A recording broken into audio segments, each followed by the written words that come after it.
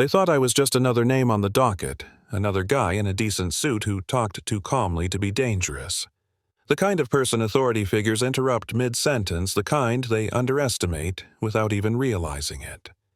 That morning, when I walked into courtroom C on the 4th floor of the Monroe Justice Building, I could feel it in the air, the quiet dismissal, the way eyes slid past me like I wasn't worth focusing on.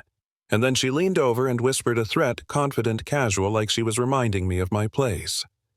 In that moment, I realized something simple and terrifying for her. She had no idea who she was talking to. The courtroom smelled like lemon cleaner and old paper. The kind of place where hope goes to sit quietly and wait its turn. The ceiling lights buzzed faintly. Jury seats creaked every time someone shifted, and the rain outside tapped against the tall windows like it was impatient. I sat at the defense table next to my client, Marcus Hale, 22 years old, hands shaking so hard he had to clasp them together to keep from rattling the table. He was charged with armed assault, facing a mandatory sentence that would eat his 20s alive. Clean record, community college student, night shift grocery clerk. And he was about to lose everything because one person decided he was convenient. That person was Detective Laura Vance. She took the stand like she owned it, uniform, sharp badge, catching the light, posture relaxed. She spoke the way people do when they're used to being believed, when no one ever pushes back hard enough to make them uncomfortable. She said Marcus matched the description, said he was aggressive, said she found a weapon tucked into his jacket. The prosecutor nodded along like they were reading from the same script. Every sentence landed clean, confident, rehearsed. The jury listened. Why wouldn't they? She was the law, and I was just the guy questioning it. When the prosecutor finished, he sat down with that little smile that says we're done here. I stood slowly, buttoned my jacket, felt the room shift just a little. I didn't rush. I didn't raise my voice. I asked about her report, about the timeline, about her body camera. She said it malfunctioned. I asked about her partner. He was unavailable. I asked about the surveillance footage. Not accessible. Every answer slid into place too neatly. She smiled at me like I was wasting everyone's time. That's when she leaned forward, eyes narrowing, voice dropping just enough. She told me I was playing a dangerous game, said I should be careful digging into things I didn't understand. It wasn't loud. It wasn't dramatic. It was personal. The kind of threat meant to remind you who has power when the room empties out. I paused, let the silence stretch, then asked her to repeat herself for the record. She smiled again, corrected herself, claimed she meant my questioning style. The judge moved on. The jury shifted, and I made a note. During recess, she found me in the hallway, not alone. 2 officers stood just far enough back to make sure I noticed them. She stepped into my space, coffee on her breath, eyes hard. She told me if I kept pushing things could get messy, said accidents happen, evidence gets found in the wrong places. She smiled like she was doing me a favor. What she didn't see was my phone recording everything in my pocket. What she didn't know was that I'd already been preparing for this moment for weeks. My investigator Sam had been digging quietly, pulling threads that didn't want to come loose. Sloppy evidence logs. Seized property that vanished, deposits that didn't match a salary. When we met by the water fountain after recess, he handed me a folder thick enough to bend. Inside was the truth.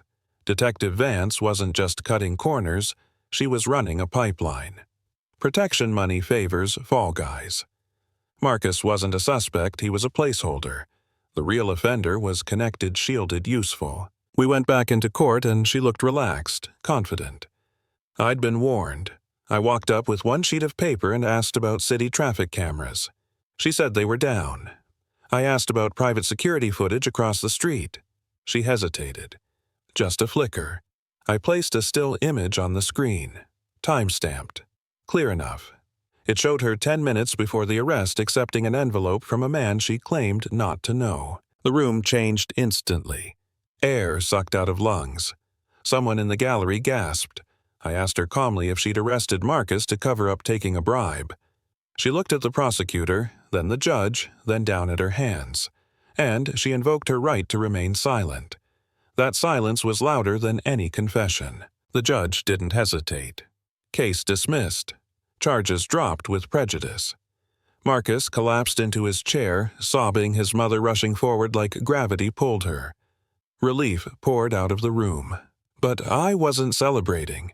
Because when you embarrass power publicly, it doesn't just walk away. It comes back angry. I told Marcus to leave town that night. No press, no interviews, no goodbyes. He was free, but now he was a witness. And witnesses make people nervous. I didn't get far. 2 unmarked cars followed me onto Elm Street. No lights, no sirens, just pressure. They waited for a mistake. I drove under the limit, signaled every turn, pulled into a gas station when the lights finally hit. Bright public cameras everywhere. The officer who approached wasn't her. It was her partner, supposedly out on leave. He claimed he smelled narcotics, ordered me out, slammed me against my car, and planted a bag of white powder into my jacket pocket exactly like she promised. He didn't see the dash camera blinking red. He didn't hear the call still running in my ear. Federal vehicles rolled in fast, loud, final. Guns drawn. Authority redefined. They cuffed him while he stammered excuses that didn't matter anymore. That arrest cracked the ceiling open. Suddenly, everyone wanted to talk. By midnight, I was sitting across from Laura Vance in a holding room, no badge, no uniform, eyes hollow. I didn't gloat. I slid a photo across the table. A van parked outside her house. I told her her family was being protected, but not for long unless she helped us take down the person above her. She broke. Not because she felt guilty, because she was scared. She told us where the real evidence was hidden. Not in a server, not in a safe, in a trophy. A community service award sitting in the precinct lobby where no one ever looked twice. We moved fast. When we entered the building, federal lights washed over the brick like a crime scene reveal. Inside, at the end of the trophy hall, stood the commander. Tuxedo jacket draped over one arm, award in his hand, hard drive dangling over a trash bin. He smiled like he was still in control, like he thought this was a negotiation. I told him the truth. That drive wasn't just evidence, it was leverage. Names deals protection. Without it, he was expendable. With it, he could bargain. He hesitated. That was enough. They took him down, handcuffs clicked. A system collapsed quietly without applause. Later, as they led him away, he looked at me and asked who I thought I was. I told him I was the defense. And that was the truth. Justice doesn't always roar.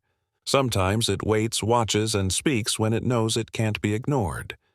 So here's my question for you. When power threatens you quietly, do you back off or do you keep pushing, knowing the cost? Have you ever seen authority abuse its position or watched someone get crushed because they were convenient? Tell me what you think is right, what you think is fair, and whether you believe justice really wins or just changes shape. I'll be reading every comment.